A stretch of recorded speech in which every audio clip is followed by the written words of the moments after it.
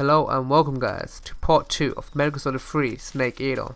As you guys saw in the previous part, a snake was coming down trying to land over here with his parachute. It got stuck and he lost his backpack on the tree.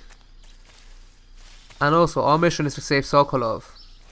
So let's climb up on this tree. So yeah, you can climb trees on this game, which is it can be a pretty good hiding place. So let's get this backpack.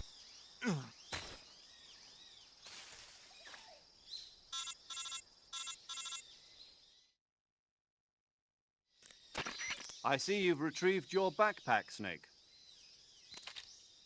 To equip a weapon, it's necessary to take it out of your backpack. In the survival viewer, choose Weapon from the backpack. Your available weapons will be displayed in a window in the upper left. From that list, choose the weapon you want to equip and press the Enter button. For other equipped items, just do the same thing from Item. Got it. Use the survival viewer backpack. Yep, that's right. Survival is fundamental to this mission. After you've been out in the field for a while, your stamina will start to drop. If your stamina gets too low, it'll affect your performance. You won't be able to shoot accurately, for example, and your wounds won't heal as smoothly. Keep an eye on your stamina so you don't run out. To recover lost stamina, you can hunt for local flora and fauna. You can use either your tranquilizer gun or your knife to hunt. My only weapon is a Mark 22 Hush Puppy tranquilizer gun? That's right. It's been fitted with its own suppressor. However, the suppressor will deteriorate every time you fire. Once its durability reaches 0, the noise suppression effect will be gone. So don't get too trigger happy with it. The suppressor's durability is shown in the icon. Any weapons and equipment beyond what you're carrying now, you'll have to find as you go. I have to find my own weapons and equipment? Whose crazy idea was this anyway? Solo covert actions are standard Fox operating procedure. You can't leave any traces of your presence. No weapons, equipment, footprints, sweat, or bodily waste. The same goes for bullets and cartridges, too. Your presence in enemy territory is already a violation of international conventions of warfare. There aren't supposed to be any American soldiers in Russia. It could spark an international incident. You can't let anyone see you. You can't let the enemy know you're there. This is a stealth mission. You're a ghost, Snake, in every sense of the word. And there'll be no rescue if you're captured. The military and US government will deny any involvement in the affair.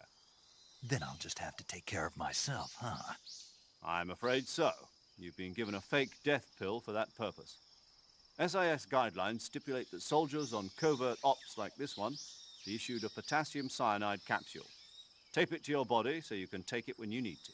How generous of you. Use it if you're taken prisoner by the enemy. It'll send you into a state of false death for a short time. Fooling them into thinking that I'm really dead. So how do I come back to life? Just take the revival pill. You mean that thing they put in my tooth before the mission? That's the one. But be careful.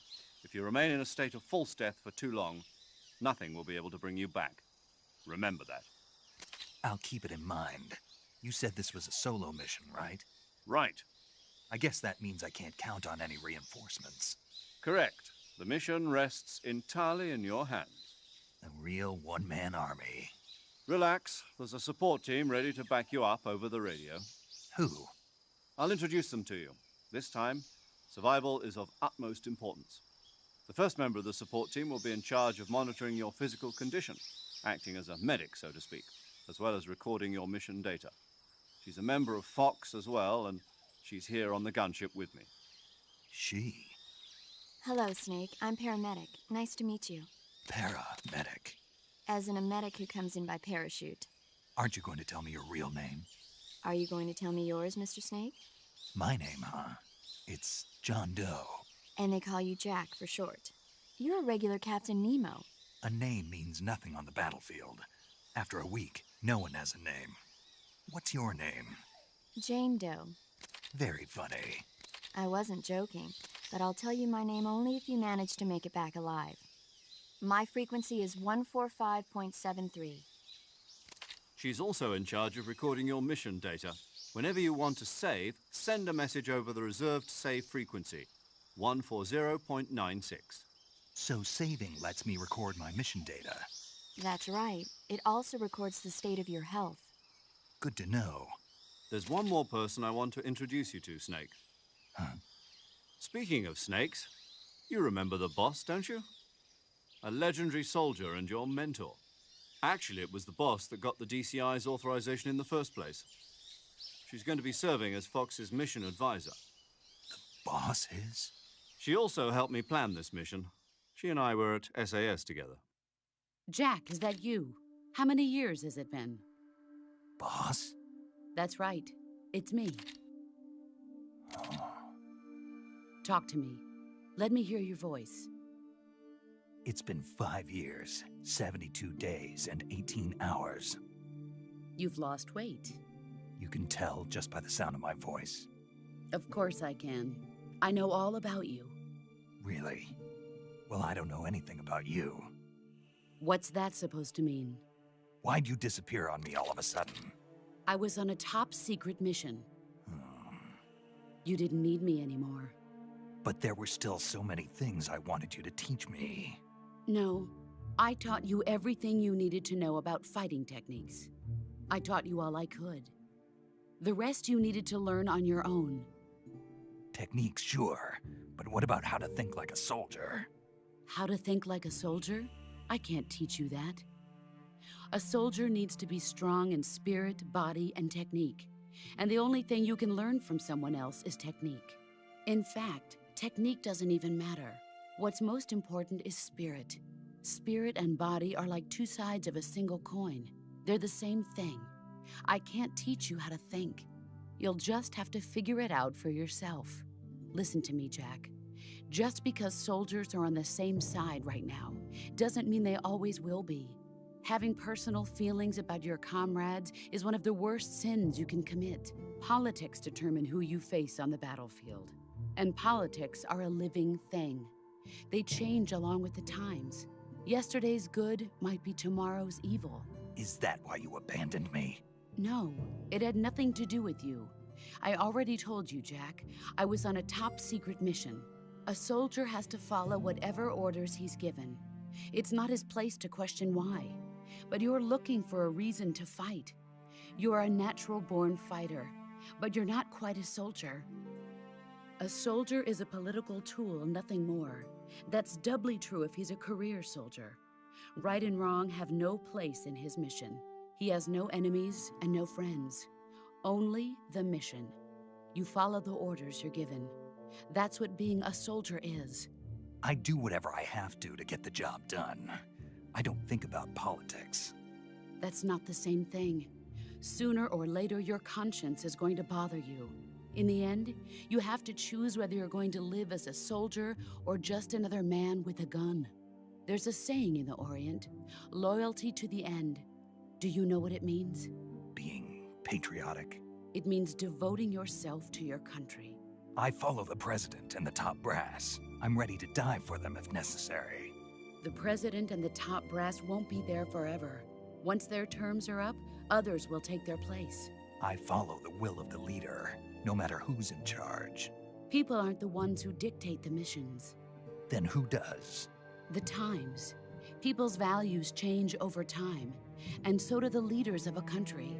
So there's no such thing as an enemy in absolute terms. The enemies we fight are only enemies in relative terms, constantly changing with the times. As long as we have loyalty to the end, there's no point in believing in anything, even in those we love. And that's the way a soldier's supposed to think? The only thing we can believe in with absolute certainty is the mission, Jack. All right, but do me a favor. What is it? Call me Snake. Snake. Oh, right.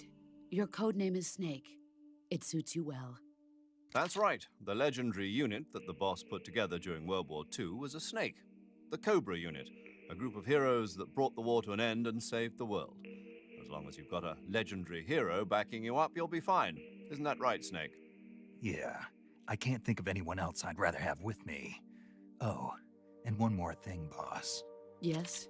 It's good to hear your voice again. Same here. After all, who knows if either of us will make it out alive? Snake, you are always best at urban warfare and infiltrating buildings. But this is the jungle. Survival is going to be key. Those CQC techniques I taught you are sure to come in handy. CQC? Close quarters combat, huh?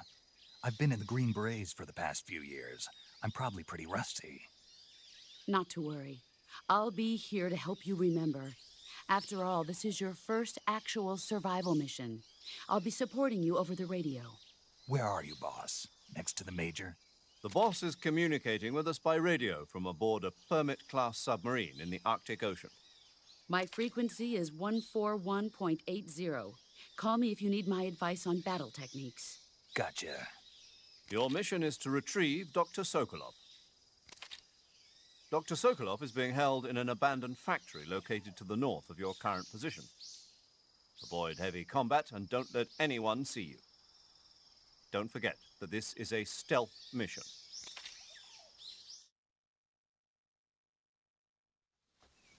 Snake, try to remember some of the basics of CQC.